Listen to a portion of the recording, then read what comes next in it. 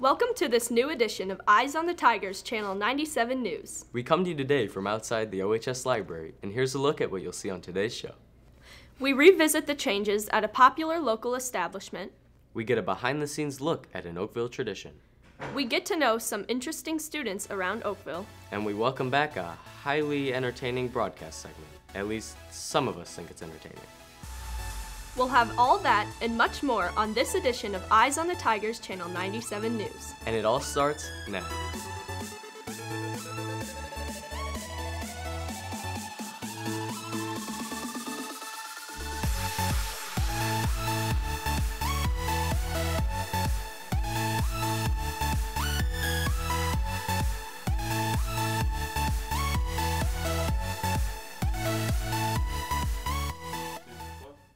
Welcome back to this edition of Eyes on the Tigers, Channel 97 News. I'm Max Rodenbeck. And I'm Taylor Zaff. Last year, we took a look at the closing of our local public library. Now that it's open, let's see what renovations they've made. We are standing outside the newly remodeled Cliff Cave Library. Let's head inside and see some of the changes that have been made. Really a gut rehab. We took everything down to the basics and we started over. The entrance has changed to the other side of the building, and then there is a dynamic children's space, a teen space that is completely new, a very large meeting room, some individual study rooms, and a really great computer lab. Now let's talk to some Oakville students and see what they think of the changes. I like the new changes. It looks more modern. There's a lot of space for you to work. I like the new changes. They fit my aesthetic because it's just very artsy and pretty. I really like how modern it looks. It's very I don't know, it's open and airy and it feels a lot more homey, which is nice. But as a whole, I feel like the changes, there's not enough books here. If you look at the teen section, there's not nearly the same selection that they used to have, and that's really disappointing in my opinion. Though not everyone is pleased with the new library, turnout has been excellent, and we look forward to the months that follow. With Max Rodenbeck and Hannah Chambliss behind the camera, I'm Joel Hahn with Channel 97 News. Oakville's homecoming dance was last Saturday night. Let's take a look at some of the highlights of the week. Homecoming week got off to a rough start. Because of vandalism and other incidents in the community, the annual Powder Puff game was canceled. Fortunately, the rest of the week was all positive. Students celebrated at the Friday pep rally and then rolled out the Around the World theme at the annual homecoming parade down Milburn Road. Friday night, the Oakville Tigers won their first game of the season. They defeated Seckman in the annual homecoming game 42-0. On Saturday, two lucky students were named Homecoming King and Queen. To me, it wasn't even about popularity. I mean, anybody who knows me knows this is the way I am. So it's really exciting to be able to win this right now because I'm really I worked for it and I'm just really happy right now. My mom's probably more excited than me, I'm not gonna lie. She was homecoming queen, she really wanted it, but yeah, I'm excited. Have you ever wondered about all the work that goes into the homecoming parade? Well, now we will give you a behind-the-scenes look at one group's efforts to make a spectacular float. Each year, Oakville hosts a parade the day before homecoming with different clubs and sports participating.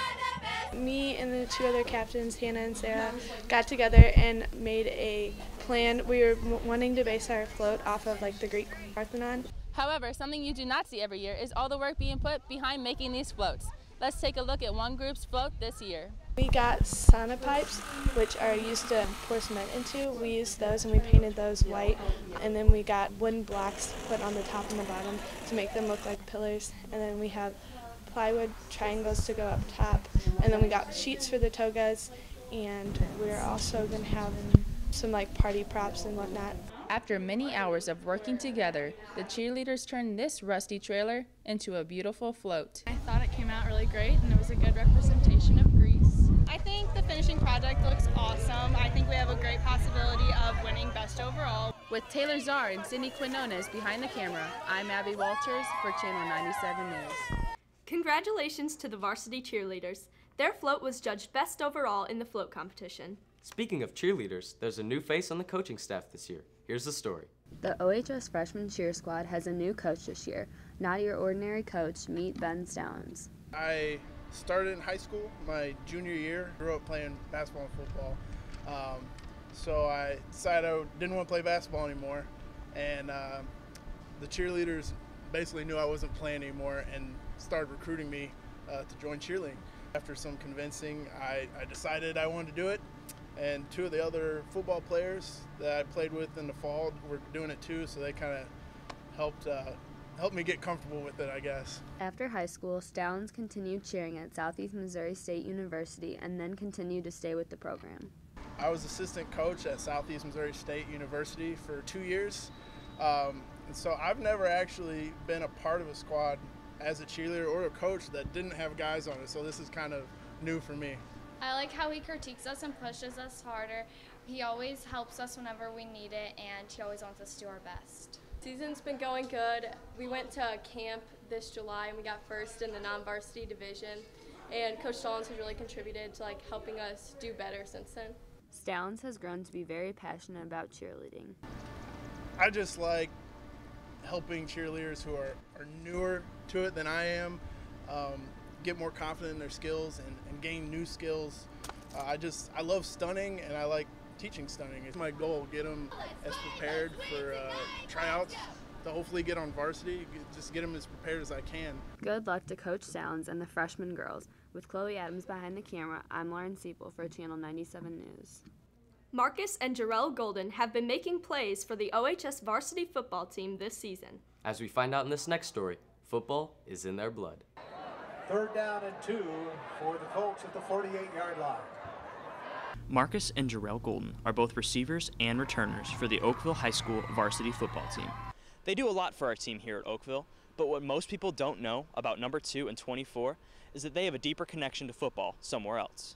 Marcus and Jarrell are related to Marcus Golden, a man who played football all his life and was selected in the 2015 draft to play for the Arizona Cardinals in the NFL. Oh, that's actually my brother. Me and him have been living together for a really long time now.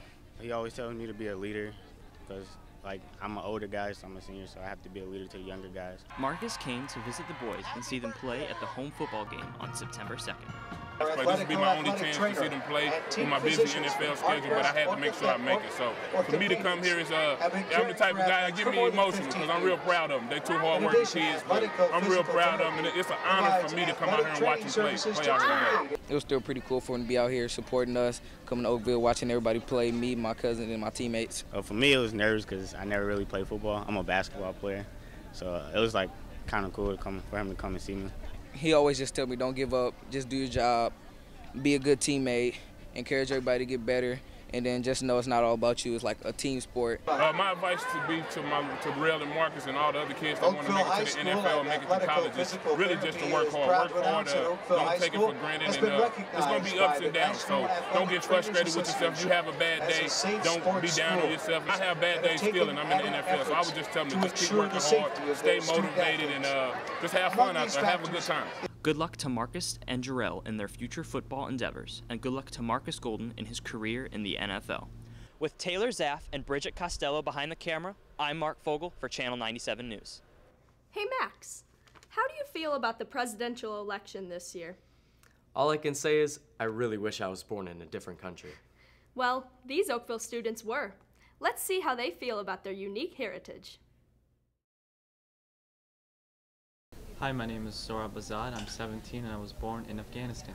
Hi, I am Brooke Mama. I am 17 years old and I was born in Switzerland. Okay, hi, I'm Daria. I'm 18 and I was born in Ukraine. Since I came here when I was 7 years old, I obviously have accustomed to the cultural environment in America rather than Afghanistan. But what I have brought with me is my religious beliefs and my faith. We don't have any customs or traditions we brought back just because I moved there when I was really young, when I was 1 year old. Years ago, since I came here, I don't really follow traditions since I became more Americanized. A few customs that I brought from my previous life here, it's kind of helped me out to communicate with other people since it's all mixed here. Surely we use social media such as Skype and stuff like that.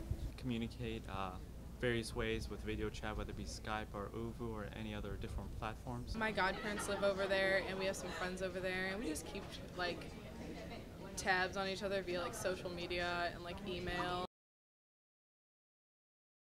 Afghanistan's culture was really intertwined, so you can walk anywhere to any one and just have a real conversation, while in Western countries you're more connected through the internet. Switzerland is absolutely gorgeous. Like everywhere you look, there's like mountains and vineyards and like really green grass, and it's just really gorgeous, and the people are nice. And here, if you want to go to like the store or something, you gotta drive, even if it's like next door. And back in Ukraine, you just walked everywhere, and I miss walking, hanging out with friends, and just like going to like everywhere. With Shannon Strobel behind the camera, I'm Morgan Schmidt with Channel 97 News. Hey Taylor, look at this cool Halloween costume I made for myself. That's all right, but I think these Oakville students have you beat. Let's take a look. One of the many challenges of Halloween is deciding what to wear and who to be. There are tons of costumes and costume ideas out there. Knowing this, we asked Ms. Dade's first block sewing class to help us out. I challenged them to come up with DIY Halloween costumes using just the stuff we had in the room that they knew that was available and the skills that they had already gained from the sewing class, and they've only been sewing maybe 4 weeks. I'm a vampire. You were thinking of something that you could make from home with some things that you already have. So I'm sure a lot of people have like a nice shirt and pants and then a cape. I am a Snapchat filter. I'm the flower one, and we got it because we were on Snapchat while planning to make our costumes. We used felt and elastic basically for the whole thing, and all we did was cut them out, and then we sewed them to shape them so that we can manipulate it into what we wanted them to do. So I'm the dog filter. We were just looking through and we're like, well, the dog filter is kind of popular, so that's why we chose it.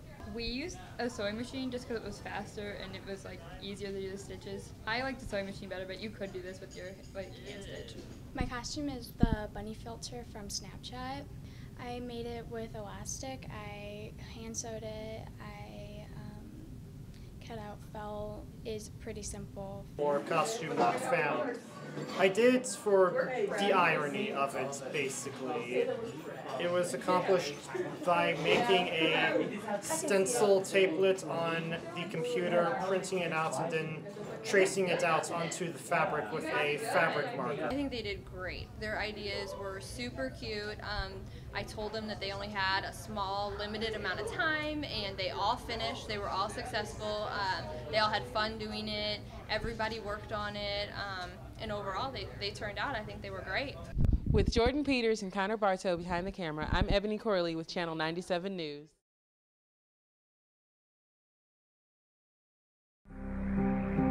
Deep Thoughts with Mark and Joel. When you describe something as indescribable, doesn't that make it describable? Indescribable.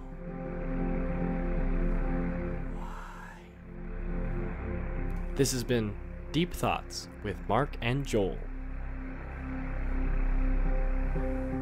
Hey Max, have you heard about our latest addition to the Oakville band? Yeah, I heard it was that amazingly spectacular, brilliant, one-of-a-kind musician, Scott Leaker. Yeah, he's amazing, all right. Why does this segment keep getting on the broadcast? And why do we keep letting him write his own lead-ins? Last year, I thought I found my true passion in the library. But this year, I don't know. Everything this year just feels so dark. It feels like I'm shelving books with no purpose. One day, in a violent fit of rage, I found solace in the broadcast lab. And what did my wandering eye stumble upon but my old trumpet from middle school? Trumpy, we called him. Trumpy the trumpet. I missed you, Trumpy. Could I ever be the star trumpeter that I used to be?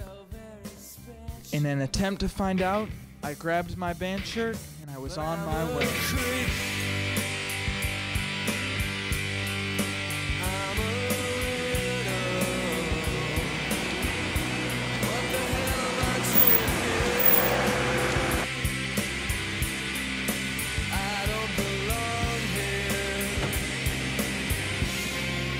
Hey guys!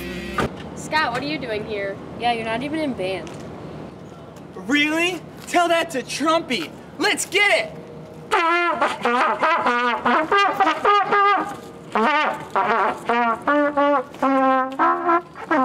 Hey, Scott it's cool you want to be in band and all, but you might need some practice first.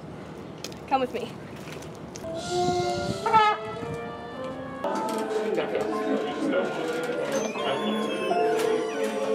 So this is the band room. The band room? Then why are we in here? We're gonna get in trouble! Scott, I mean like the band room where we play music. All right, Scott, now it's time to play some music. Band 10, hot, hot!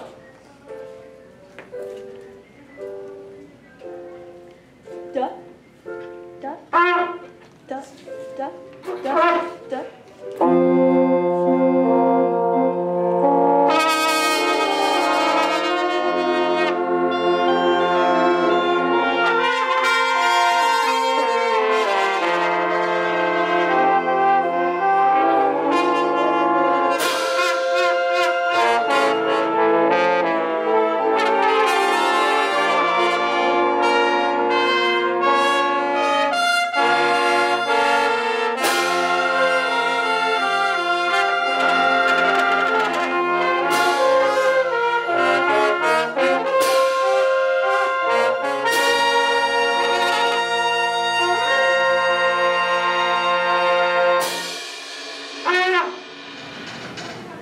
I don't think band is for you. Okay.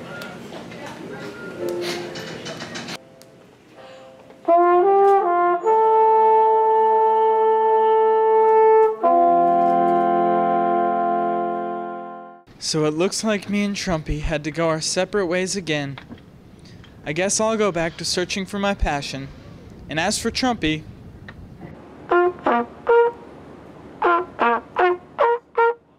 Well, that wraps up today's broadcast. Our next show will air on the first week of November. We hope you enjoyed this edition of Channel 97 News. You can check out our past shows on YouTube or on MyOHS Online. Thanks for watching, and remember, Oakville, Keep your eyes on the Tigers. Ellie, how does it feel to be in the official broadcast room? Feels like I don't know what has led me up to this point and what I've done wrong to be tortured in this room an hour and a half every other day, but other than that, great.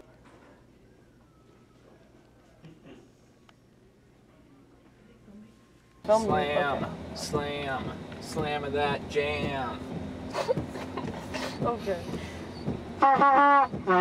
Tigers. Tigers. Tigers. Mm-hmm.